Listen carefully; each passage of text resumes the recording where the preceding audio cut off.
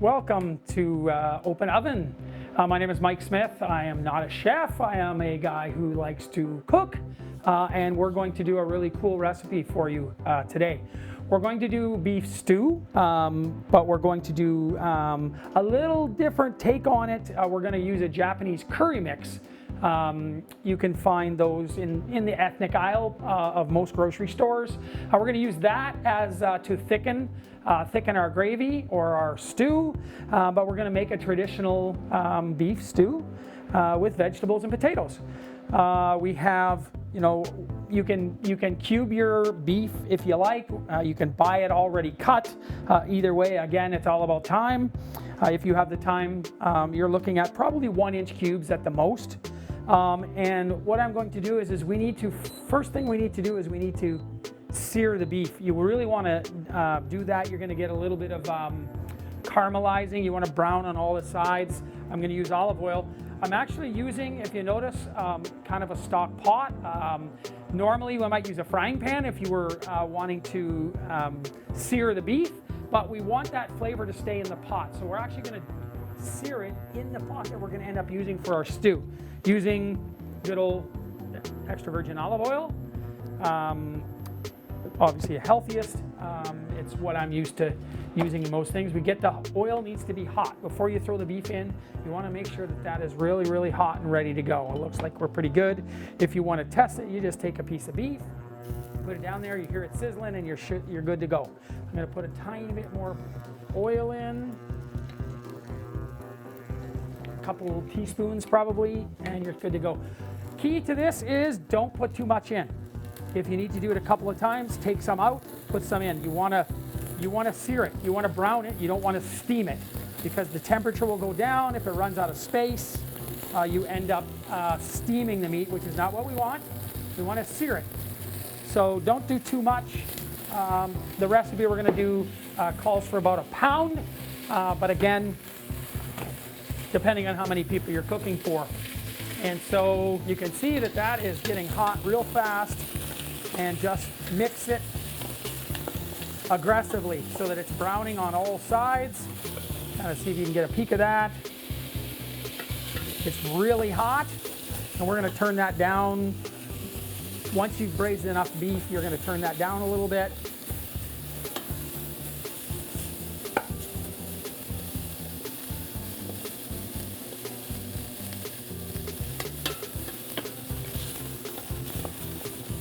And you can see the bottom of the pot is going to brown where it kind of sticks a little. That's kind of what we want, because when we're done, that's going to add that flavor and that seasoning as we move forward.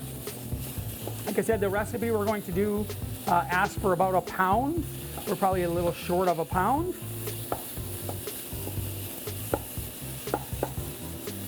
I'm going to sear that on all sides. Make sure it's mixed. And again, you keep it at a pretty high temperature. So that you do get that searing. You're not cooking it through, you're just browning it, searing it, and then again you can take some off and do a little bit more. We'll do that.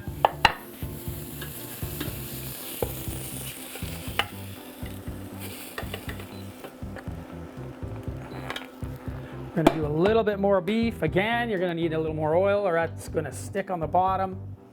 Nice part about olive oil is you're not adding a ton of fat.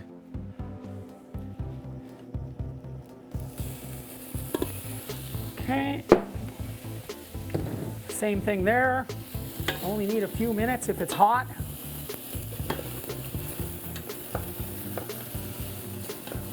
You don't need to really add a lot of spices in this particular case because the Japanese curry mix is going to have more than enough spice. This is going to be a little bit of a hot stew. If you're a spicy food eater, you'll like this.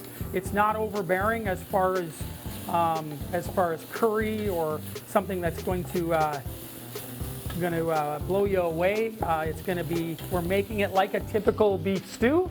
We're just happen to use a curry mix instead of flour and beef bouillon or beef stew. I'm going to sear that. And then once that's ready to roll, we're going to lower the temperature, stick all the meat together, and we're going to start cutting our vegetables and adding the vegetables.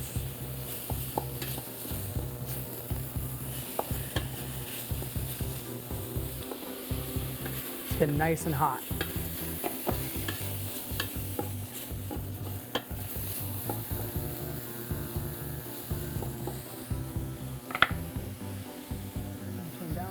Turn that down a touch. Put the beef back in there now that it's all fairly browned.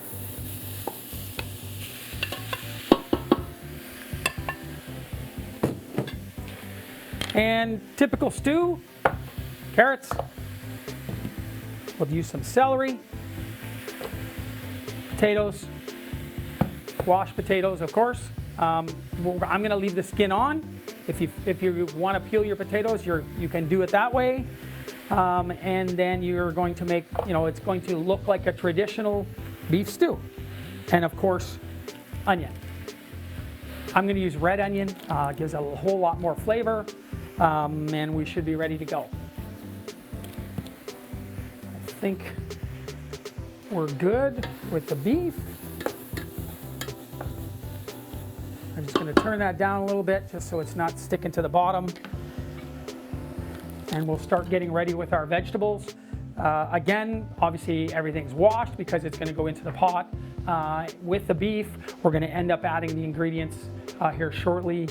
But we're going to cut these up again. Sizing for the vegetables, it should be similar to the sizing of your beef. So if you're cutting your potatoes, you want to stay away from those. You're looking for something more along that lines. We'll be back shortly and we'll get started on the vegetables.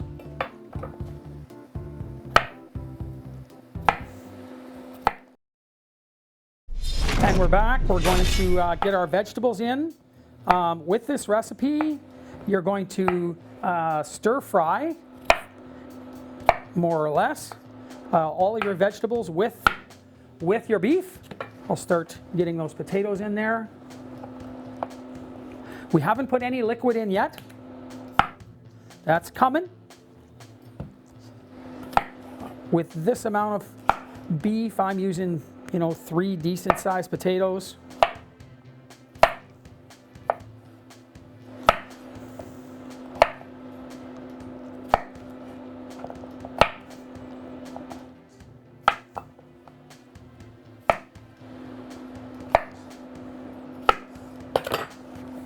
I'm going to get that in there. That probably looks like it's enough. Let's get the carrots. If you want to peel the carrots, you certainly can do that. I'm never too fussy. I don't mind having the skin there. Again, similar size. You don't want them too thick, but you want to have some size to them. I would say 1/2 inch.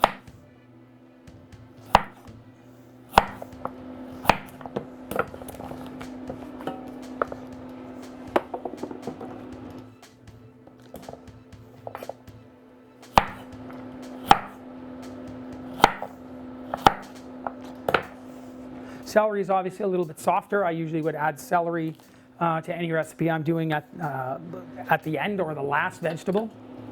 Just going to stir that up a bit.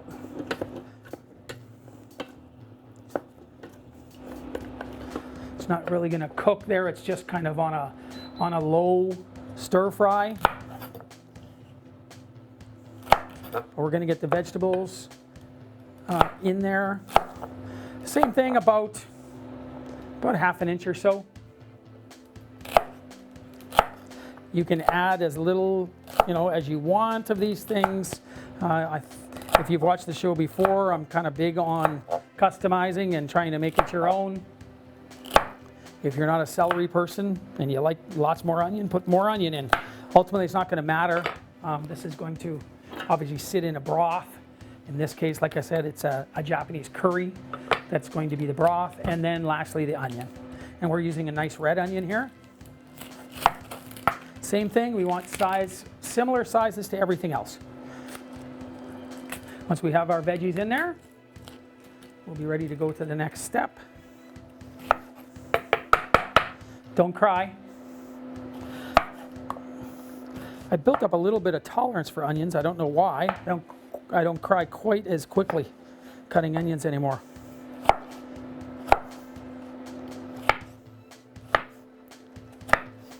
I think that's somewhere around the right size. I'm going to try it out.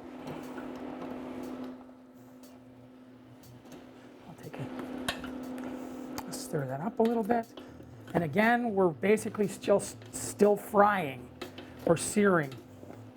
And that's why it's important to keep mixing.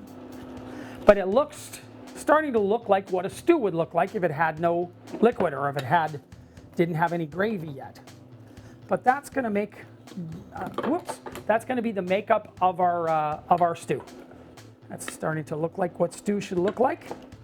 Again, I don't think you need, in this case, normally salt and pepper or any type of seasoning that you're using.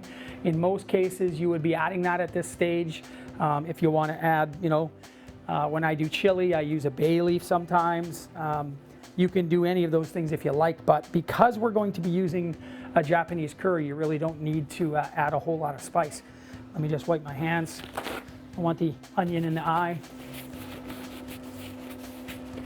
And I'm just going to finish off that last potato and throw that in there.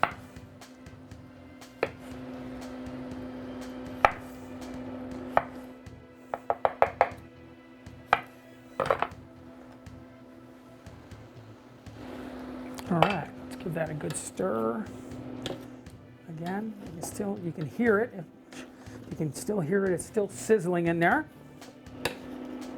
But it's starting to look like what it should look like. I'll just let that sear for another minute or so. Should be good. When I make this, it reminds me back to my mother's recipes again. She used to make beef stew with dumplings. I haven't ever made dumplings on my own. They always look like they'd be difficult. But this would be an excellent recipe to have stew and dumplings. Maybe we'll give that a try on a future episode. We'll try making dumplings for something. But that does remind me of those days. I have never made dumplings myself. My mother did a wonderful job, but I never learned how to do that one myself.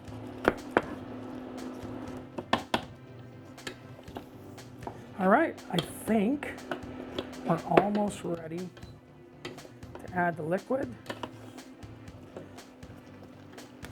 Just let that fry for a second. And again, if you wanted to add anything else, you could, but I think we're ready to roll. We'll be back in a minute, and we're gonna take a look at the last step and make it start to look like beef stew. And we're back. Welcome back.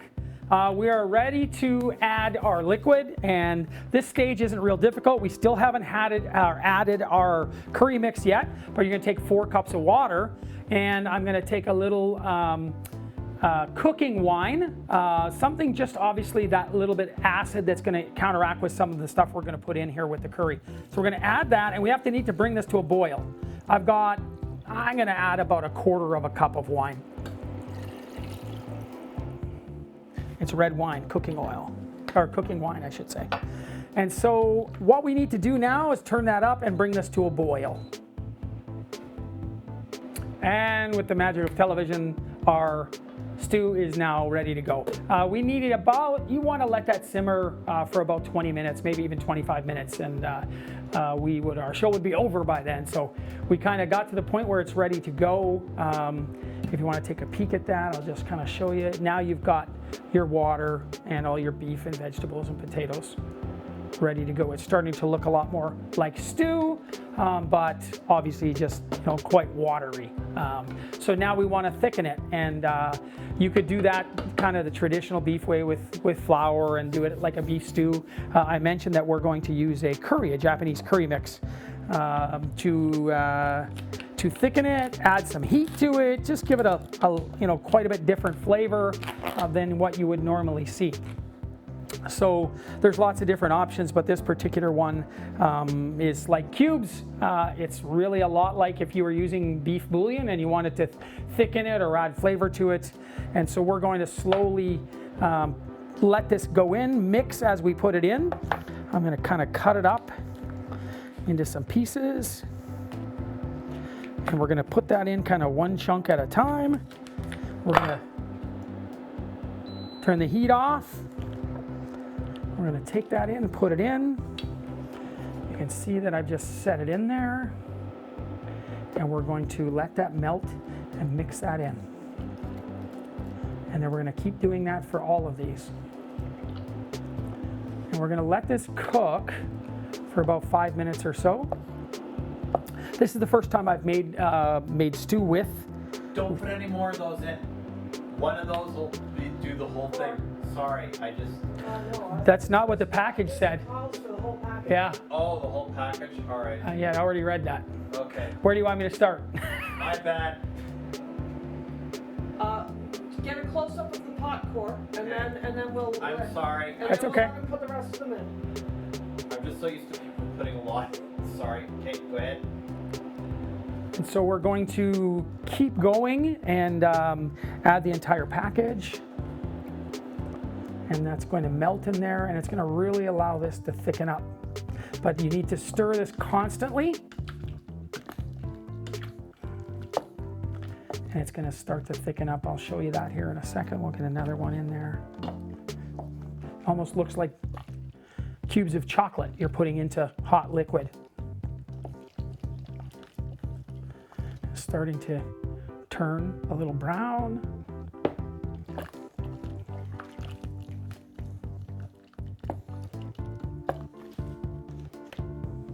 And I've turned the heat off. The juice would obviously more than be hot enough to melt that curry mix. And it's going to thicken.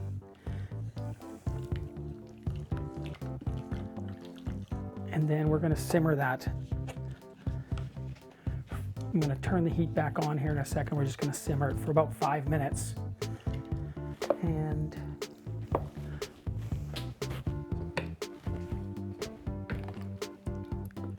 you can see where we're at with the liquid. It's kind of just a brown liquid. And that's going to start to thicken. So I'll turn that back on, onto low. Just wanted it to cool down a bit so it wasn't boiling. And let that simmer. Mixing it constantly.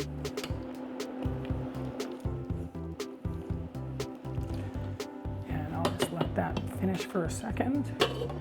And depending on how you would like to eat this, you could make a noodle. You could try like a vermicelli noodle, some type of regular pasta noodle. In our case, we're going to use rice. Again, you can use whichever type of rice you prefer, basmati rice, whatever it happens to be. And we're going to put the stew over top of a bed of rice. In this case, I used trusty old instant rice, instant white rice. Put some of that in there.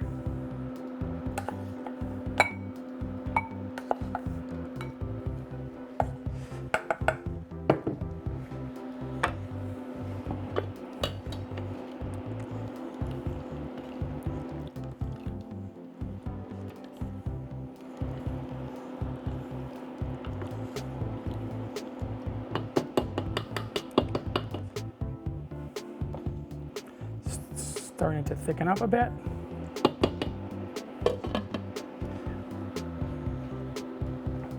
So we've got our plain white rice. And you can add, if you wanted to add herbs of some kind, you could do that once you're done. And again, this is a fairly spicy recipe. There's probably no need to add any more spice. Like I said, this is the first time that I've tried this. So we're gonna be giving it a try together. But again, you can use, there are lots of gravy mixes if you didn't want to put the powder together yourself and you wanted to use something pre-made, you can buy that in the store.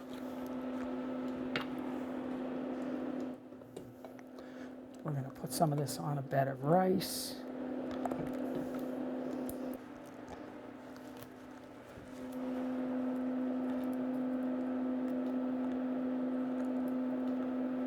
And voila, there you go. That is our Japanese curry stew. Thank you, we'll see you again next time.